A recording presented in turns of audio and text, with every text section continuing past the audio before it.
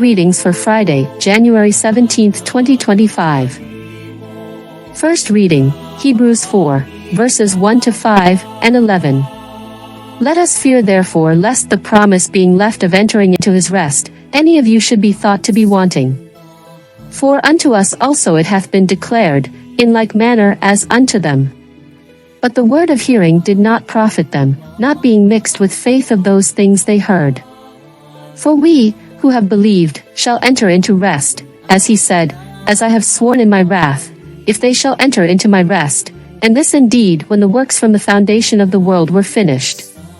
For in a certain place he spoke of the seventh day thus, and God rested the seventh day from all his works. And in this place again, if they shall enter into my rest.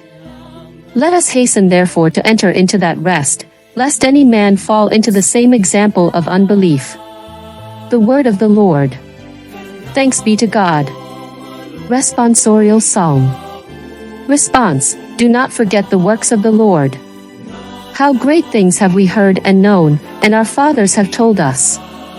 They have not been hidden from their children, in another generation. Declaring the praises of the Lord, and his powers, and his wonders which he hath done. Response: do not forget the works of the Lord. The children that should be born and should rise up, and declare them to their children. That they may put their hope in God and may not forget the works of God, and may seek his commandments. Response: do not forget the works of the Lord. That they may not become like their fathers, a perverse and exasperating generation. A generation that set not their heart aright, and whose spirit was not faithful to God. Response: do not forget the works of the Lord. Alleluia. Alleluia, alleluia. A great prophet has arisen in our midst and God has visited his people. Alleluia, alleluia.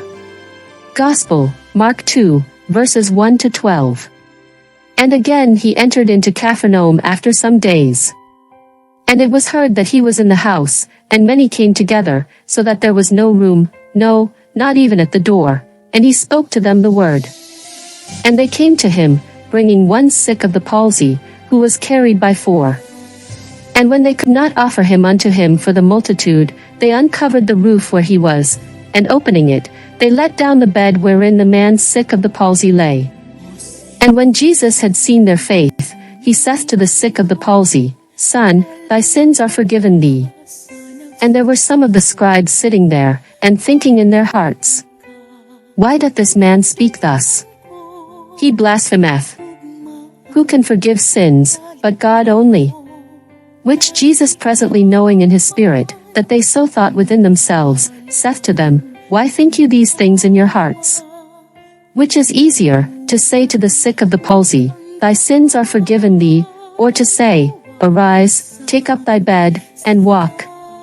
But that you may know that the Son of Man hath power on earth to forgive sins, he saith to the sick of the palsy, I say to thee, Arise, take up thy bed, and go into thy house. And immediately he arose, and taking up his bed, went his way in the sight of all, so that all wondered and glorified God, saying, We never saw the like. The Gospel of the Lord. Praise to you, Lord Jesus Christ.